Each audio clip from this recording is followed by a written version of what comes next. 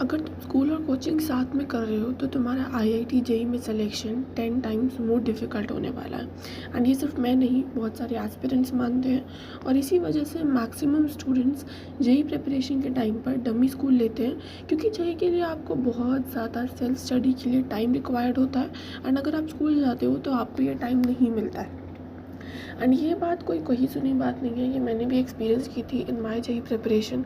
मैं खुद एक रेगुलर स्कूल में एनरोल्ड थी और स्कूल और पेरेंट्स की साइड से 75% अटेंडेंस का प्रेशर इतना था that I got burn out like most of you. And इसलिए ये वीडियो मैंने बनाई है टू टेल यू ऑल कि कैसे तुम भी अपनी जेईई प्रिपरेशन को बैलेंस कर सकते हो with regular school. So if you don't know me, I am Bhumi, a first year BTech student at DTU.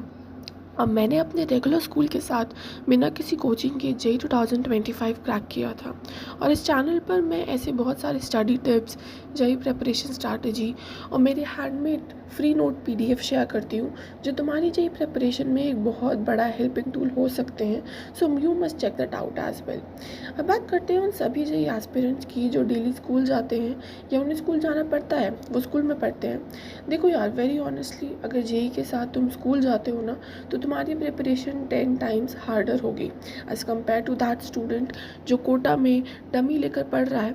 But उस 10 टाइम हार्डर को आप रिड्यूस कर सकते हैं to 10 times easy. Yes, that's possible. अगर तुम सही स्ट्रैटेजी के साथ स्कूल जाओ, सही स्ट्रैटेजी के साथ जेईई की प्रिपरेशन करो। आज इस वीडियो में जो कि 10 times harder to crack JEE with school है, उसको 10 टाइम्स ईजी बनाना मैं बताऊंगी। So make sure to watch this video till end. लेकिन उससे पहले कि मैं वीडियो स्टार्ट करूं, आई वॉन्ट यू टू तुम नीचे जाओ और कॉमेंट्स में मुझे बताओ कि स्कूल और कोचिंग जाने के बाद सेल्फ स्टडी में जेईई प्रिपरेशन के लिए तुम्हें कितना एक्स्ट्रा टाइम मिलता है। Okay, so let's start the video. So first of all ये देखते हैं कि why it becomes harder to manage JEE preparation with school and coaching.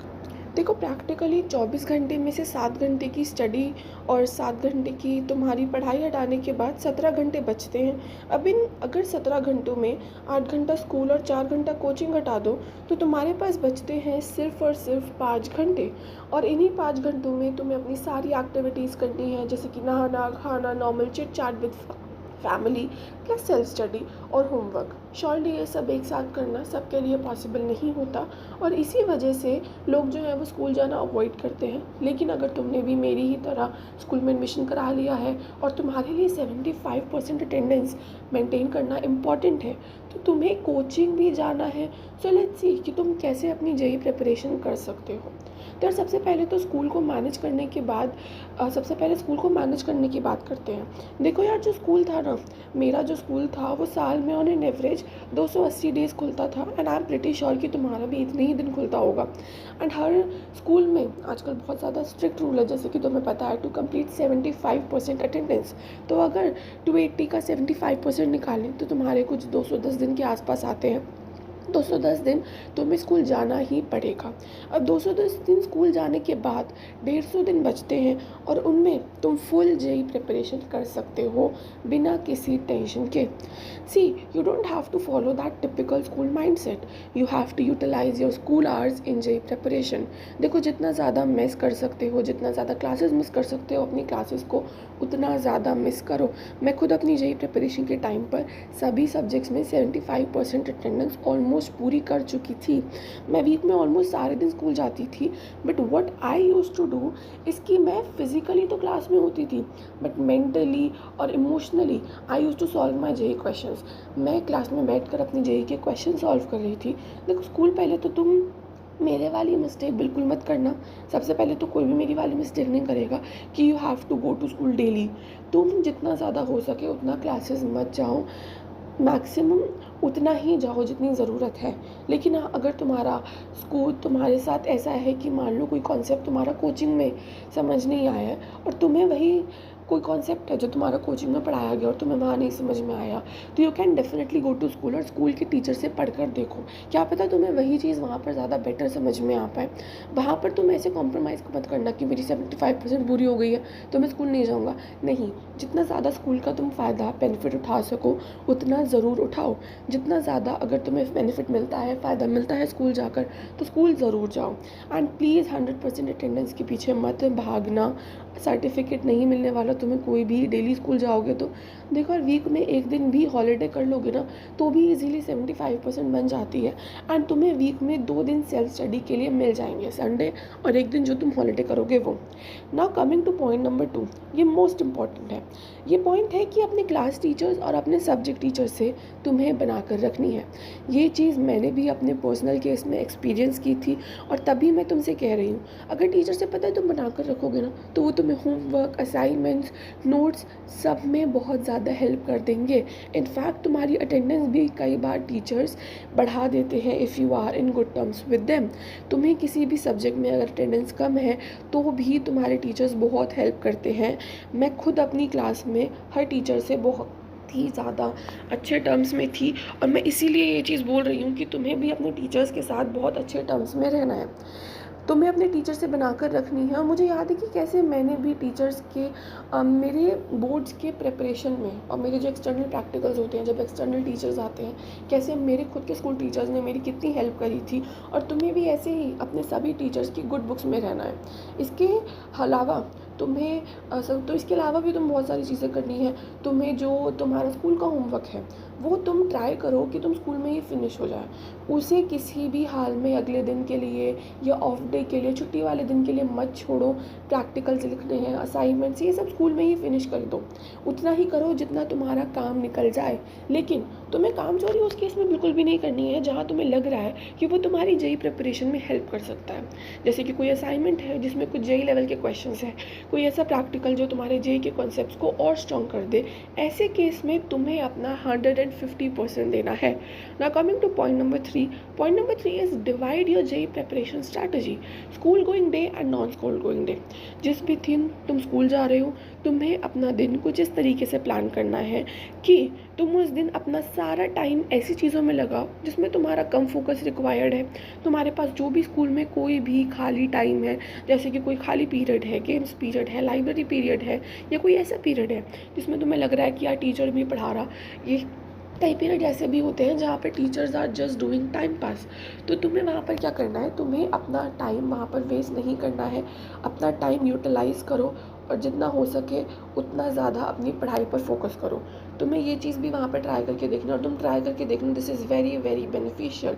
तुम वहाँ पर क्या करोगे, तुम आराम से पीछे वाले बेंच पर बैठकर अपने कुछ क्वेश्चन सॉल्व कर सकते हो। तुम कुछ ऐसा पढ़ सकते हो जो तुमने अभी तक नहीं पढ़ा है, या तुम्हें लगता है कि कुछ ऐसे क्वेश्चंस हैं, कुछ ऐसा रिविज़न है जो तुम एक ऐसी जगह पे, एक ऐसे एनवायरनमेंट में बैठ के कर सकते हो जहाँ पर बहुत सारे बच्चे बैठे हैं। तुम लास्ट बेंच पर बैठकर अपना आराम से काम कर सकते हो, जैसे कि तुम अपना कोचिंग के नोट्स रिवाइज कर लो, डीपीपी लगा लो, स्कूल का होमवर्क कर लो, कोई प्रैक्टिकल लिख लो, या कोई भी ऐसी चीज़ जो तुम भूल चुके हो और तुम्हें क्विक रिवाइज करनी है। तो उस बेंच पर बैठकर ऐसी सारी चीज़ें कर सकते हो जो तुम एक ऐसे एनवायरनमेंट पे कर सकते हो जहाँ बहुत सारे स्टूडेंट्स हैं। और इसके अलावा जब भी तुम ऐसे दिन आएगा जब तुम स्कूल नहीं जा रहे हो तो तुम्हें अपना पूरा पूरा फोकस करना है सेल्फ स्टडी पर। वहाँ पर तुम्हें कोई भी ऐसी चीज़ करनी है जो क्लास में, तुम्हें कोई भी ऐसी चीज़ नहीं करनी जो तुम क्लास में बैठकर कर सकते थे। तुम्हें वहाँ पर बिल्कुल अल्ट्रा मैक्सिमम फोकस करना है सेल्फ स्टडी पर। वहाँ पर तुम ऐसी चीज़ करनी है जो तुम क्लास में नहीं कर सकते हो।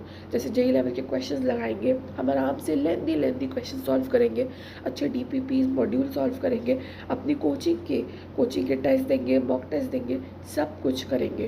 क्योंकि इस दिन तुम्हारे आसपास कोई नहीं है तुम्हें डिस्ट्रैक्ट करने के लिए, तुम्हें डिस्टर्ब करने के लिए कोई बहाना नहीं चलेगा। तुम खुद सोच कर देखो यार, जैसे केमिस्ट्री है, ऐसी कुछ जगह पर तुम्हारी मैक्सिमम, जैसे जहाँ पर केमिस्ट्री जैसे सब्जेक्ट्स हैं जहाँ पर मैक्सिमम चीज़ें हमें याद रखनी होती है। और केमिस्ट्री में भी स्पेसिफिकली अगर मैं इनऑर्गेनिक की बात करूँ तो इनऑर्गेनिक में सबसे ज़्यादा तुम्हें रट्टा मारना होता है।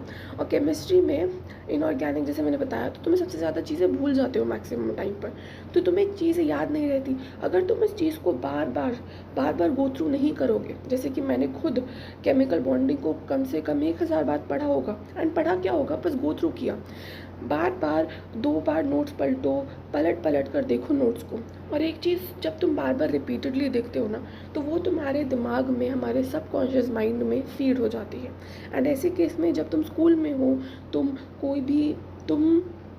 बाहर भी, तुम सो भी नहीं सकते, तुम बाहर भी नहीं जा सकते। अगर तुम सो गए क्लास में तो टीचर तुम्हें बाहर निकाल देंगे।